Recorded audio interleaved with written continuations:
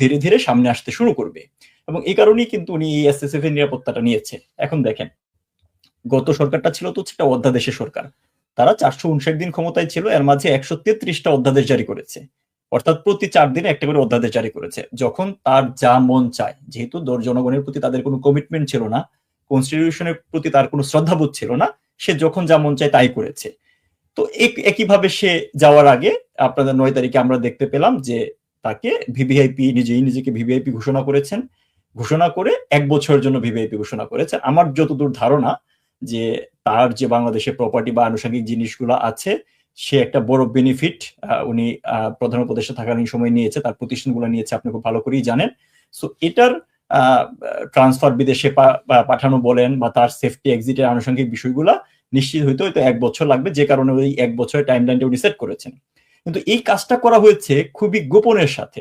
মানে যে জিনিসটা সবচেয়ে আশঙ্কার বলবো না, যে জিনিসটা সারপ্রাইজিং, যে উনি প্রধান উপদেষ্টার পদে ছিলেন, বাংলাদেশের নোবেল বিজয়ী, সেটা উনি তার যদি মনে হয়ে থাকে যে ওনাকে ভিভিআইপি ঘোষণা করা দরকার, উনি এটা প্রকাশ্যে করলে সমস্যাটা কি ছিল? আমরা দেখলাম যে ৯ ফেব্রুয়ারি প্রধান উপদেষ্টা দপ্তর থেকে এরকম একটা অর্ডার জারি করা হলো। কারণ এসএসএফ কিন্তু বাই ডিফল্ট প্রধানমন্ত্রীর কার্যালয়, এখন পরবর্তীতে যেটা প্রধান উপদেষ্টার কার্যালয় ছিল, তার আন্ডারে পড়ে।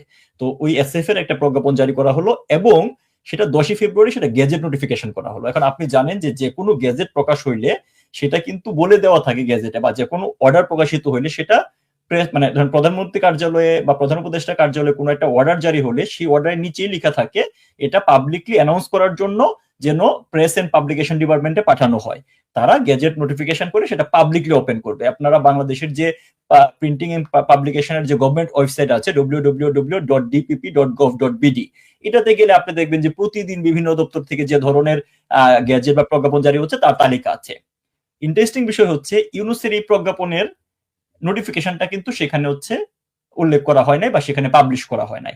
তাহলে তার এই ঢাক গুড় করার কারণটা কি? তার কারণটা হচ্ছে যে তার মনে এই জিনিসটা যে অনৈতিক হয়েছে, এই জিনিসটা যে অসাংবিধানিক হয়েছে, কারণ কাকে ভিভিআইপি ঘোষণা করা যাবে তারও কিছু সেট প্রোটোকল আছে। সেই প্রোটোকল অনুসারে উনি হয়তো এটা করতে পারেন না, কিন্তু যেহেতু বেআইনি ভাবে উনি করেছেন বলে এই গ্যাজেট নোটিফিকেশনটা পাবলিকলি দেওয়ার মতো সৎ সাহস ওনার নাই। যে কারণে হচ্ছে আমরা দেখতে পেলাম যে এটার প্রধান উপদেষ্টা যমুনা থেকে একজন কর্মকর্তা গিয়ে সেটার একটাই কপি প্রিন্ট করেছে, প্রিন্ট করে নিয়ে আসে সেটা বেনিফিট উনি এখন হচ্ছে নিবেন, কিন্তু এটা মানুষকে উনি জানাইতে চান নাই। বাট ওই যে জিনিসটা বলে যে চোর চুরি করলেও তার কোনো না কোনো রেশ, কোনো না কোনো প্রমাণ কোথাও না কোথাও রেখে যায়,